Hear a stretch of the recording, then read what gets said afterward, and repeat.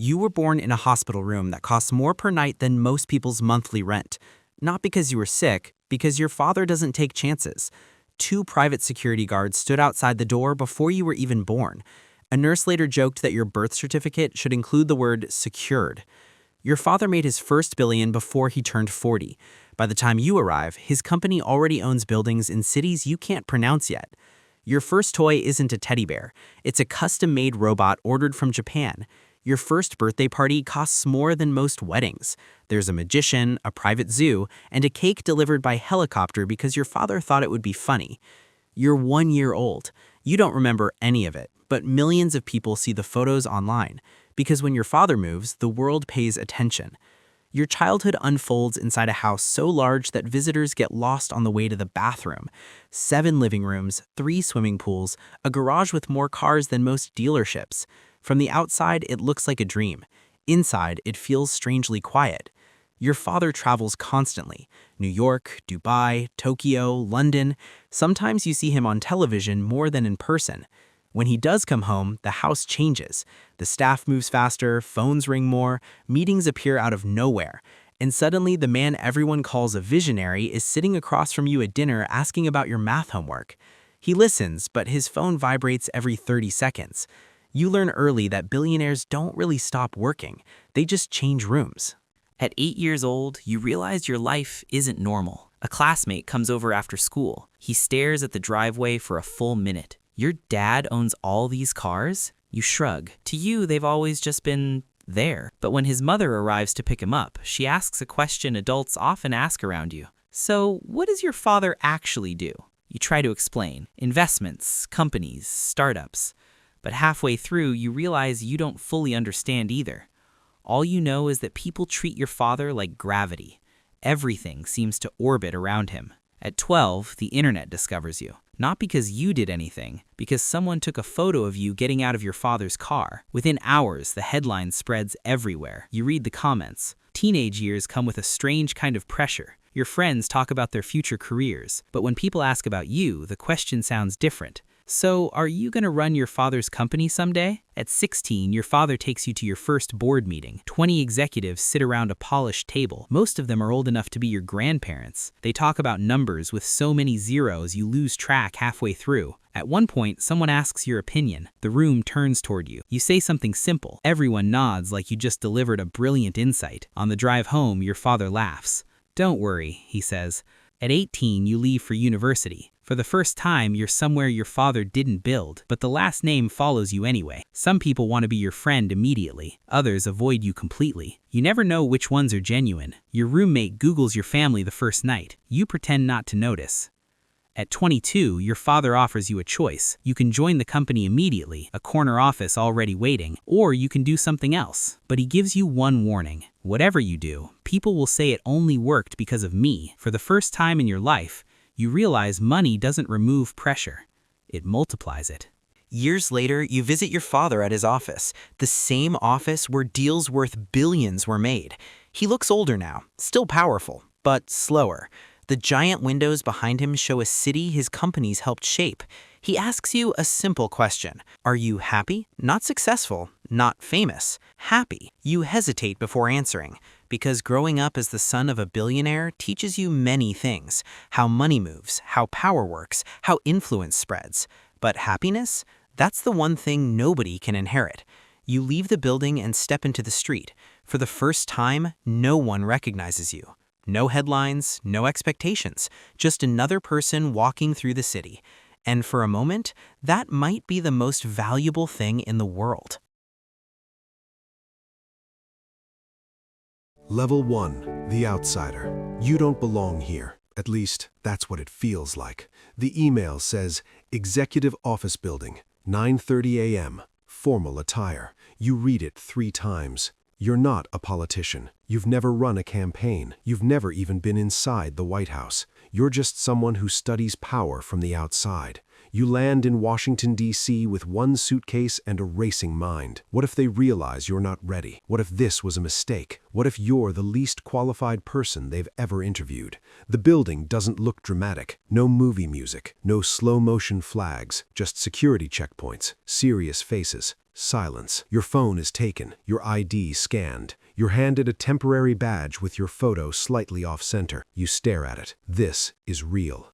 You sit in a waiting room with 5 other candidates. One went to Harvard. One worked on a Senate campaign. One casually mentions advising a Fortune 500 CEO. You Google them in your head. You compare yourself. You shrink. Your name is called. The interview room is colder than it should be. 2 senior advisors sit across from you. No smiles, no small talk. Why do you want this role? Your throat tightens. You could say power. You could say influence. You could say impact. Instead, you say the truth, because decisions at this level affect millions of people, and most of them are made without understanding how regular people think. They don't react. They just write something down. For an hour, they test you, not your knowledge, your judgment. What would you do if the president wants to announce a policy that polls terribly but is morally right? What if the data says one thing but public emotion says another? What if you're certain your advice will be ignored? There are no correct answers, only consequences. You leave unsure if you impressed them or embarrassed yourself. 2 weeks later, you get a call. You're in. Probationary period. Don't post about it. That's it. No celebration, no announcement. You tell your family you got a policy role. You don't explain further, because you can't. First day, you walk past portraits of former presidents. Abraham Lincoln, John F. Kennedy, Barack Obama. You wonder how many invisible people shaped their decisions. You're assigned a desk. Not in the main office, not near the windows. Close enough to observe, far enough to stay quiet. Your job description is vague. Strategic research support, which really means read everything, say nothing. Notice what others miss. The first week is overwhelming. Briefings full of acronyms you don't understand. Meetings where people speak in confident half sentences. Conversations that assume you already know the backstory. You don't. You take notes obsessively. You stay late. You go home mentally exhausted. At 2 a.m., you replay conversations in your head. Why did that advisor hesitate before answering? Why did the communications director avoid that question? Why did the president pause at that specific line? You start seeing patterns. Power isn't about who talks the most. It's about who frames the decision. You're still the new person, still unsure, still slightly intimidated. But now you know, you're not just observing history anymore. You're standing close enough to touch it. And this is only level 1.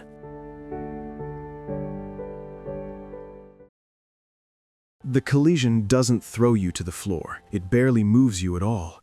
Just a long, dragging scrape beneath your feet, like a giant fingernail pulled slowly across steel. You pause mid-sentence while writing in your journal. Then it stops. No explosion, no shouting, just silence. And that's when your stomach tightens. For 4 days, the engines have been constant, a low mechanical pulse under everything. You stopped hearing it the first night. Now it's gone. The silence feels wrong, like a heartbeat that suddenly quits. You stand. The floor doesn't tilt enough to notice, not yet, but something inside you knows, something ancient and animal. You step into the corridor of E-Deck. Doors open slowly. Faces appear. Confused, annoyed, curious. A steward walks past too quickly. "What was that?" someone asks. "Nothing at all, sir," he replies without slowing down. Instinct. You're traveling second class. Respectable, not wealthy. You spent nearly half a year's wages for this ticket. England offered you nothing but shrinking factories and promises that never arrived.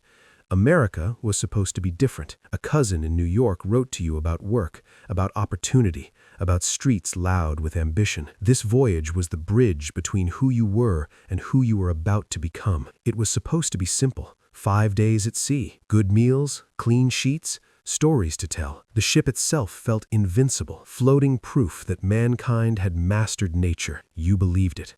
Everyone did. On deck, the night air slices through your lungs. It's brutally cold. The ocean is flat as glass. No wind, no moon, just a sky overflowing with stars.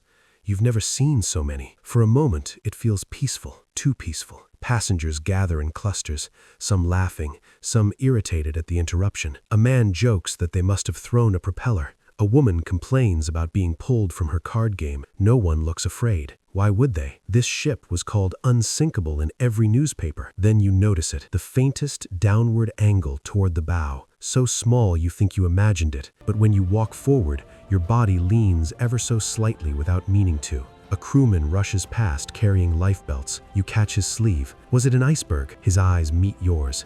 And in that instant, you know the truth before he speaks. Yes, just that. One word. Then he's gone. Within 30 minutes, the cold changes. It isn't just in the air now, it's in the mood. Orders are being given, life jackets distributed, women and children instructed to move toward the lifeboats. Still no panic, just confusion wrapped in politeness.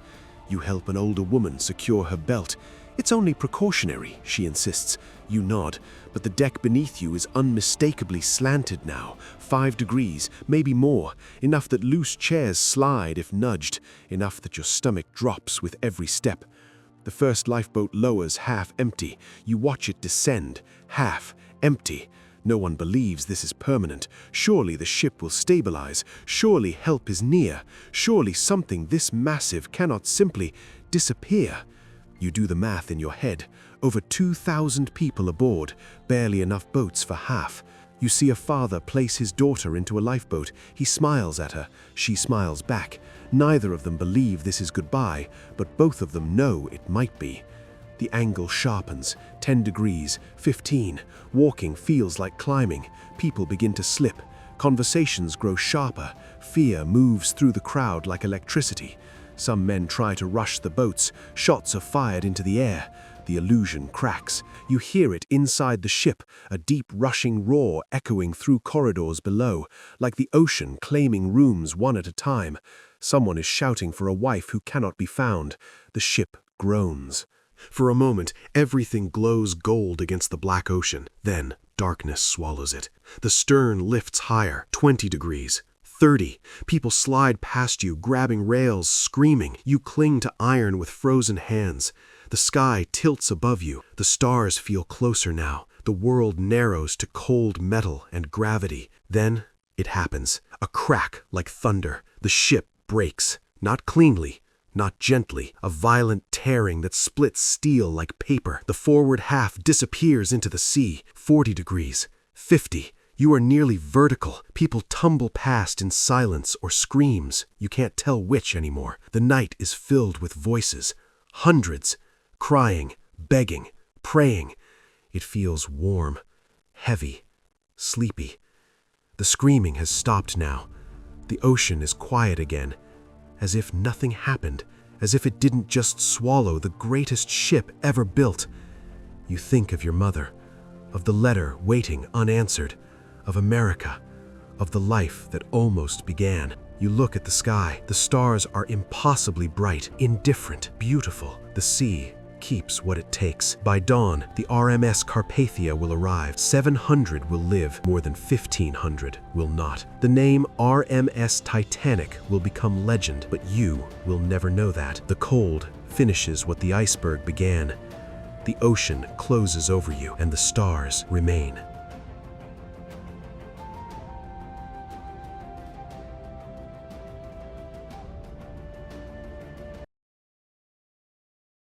You're 18, and tonight, someone just stole $30 million from your father. The problem isn't the money. The problem is who your father is. He's not a businessman. He's not a politician. He's the most powerful cartel boss in northern Mexico. And the men who stole from him made one mistake. They thought they were dealing with him. They didn't realize the boss just sent you. You're 17, Culiacan, Sinaloa. You grow up behind tall gates and higher walls. Your house sits on a hill outside the city. Marble floors, iron gates, cameras on every corner. From the outside, it looks like a mansion. Inside, it feels more like a fortress. Your father owns it, but everyone else calls him El Jefe. You don't remember when you first realized he was different from other fathers. Maybe it was the men with rifles standing by the driveway. Maybe it was the convoys of black SUVs that followed him everywhere. Maybe it was the day you asked your mother what your father did for work, and she told you to never ask that question again. You learn early that your life is not normal. Your school isn't normal either. Private teachers, private security, drivers who never talk. Your friends are the sons of other powerful men, politicians, business owners, and a few whose fathers no one ever talks about. But even among them, your father is different. When he walks into a room, conversations stop. When he speaks, men twice his age listen like soldiers waiting for orders. You start noticing things. The late-night phone calls, the suitcases that arrive heavy and leave empty, the way strangers look at your father with a mixture of fear and respect. By the time you're 15, you already know the truth.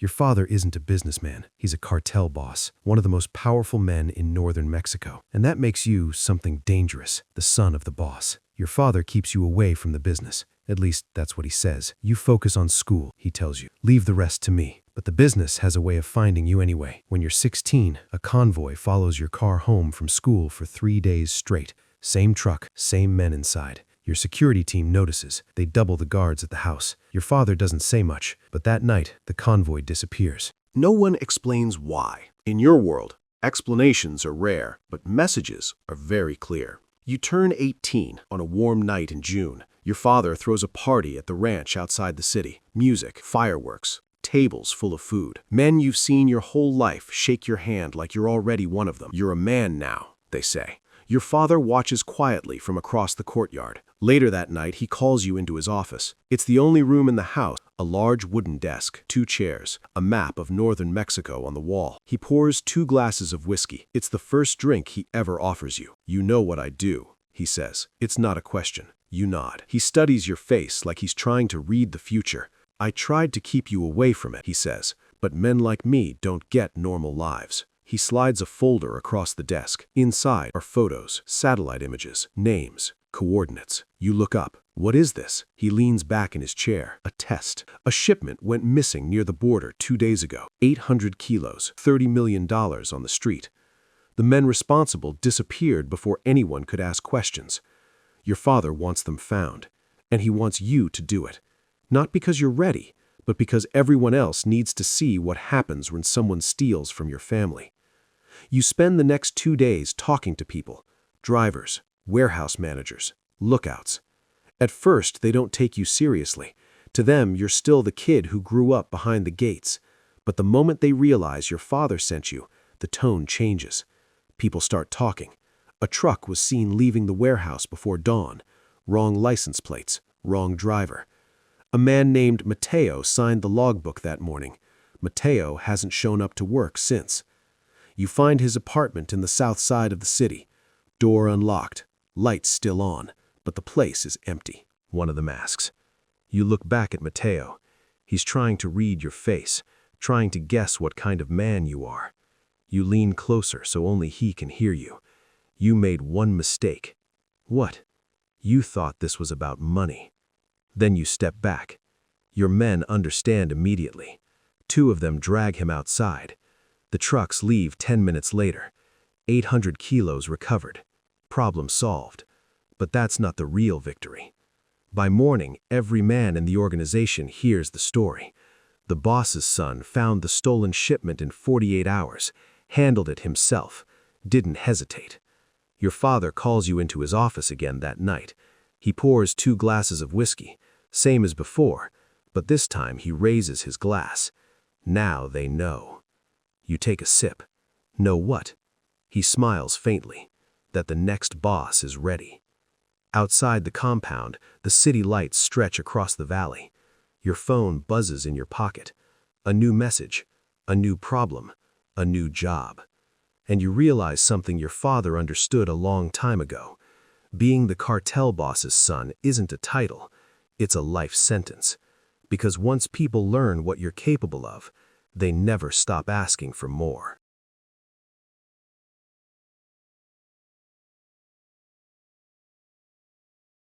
It's 2:47 a.m. on a Wednesday. You're a trauma surgeon at a public hospital in Culiacan. You haven't slept in 28 hours. The doors burst open. 4 armed men walk in, carrying a 5th, 3 bullets in his chest. One of them places a pistol right next to your scalpels. Fix him. A pause. Then, if he dies, everyone in this room dies. No one moves, so you do.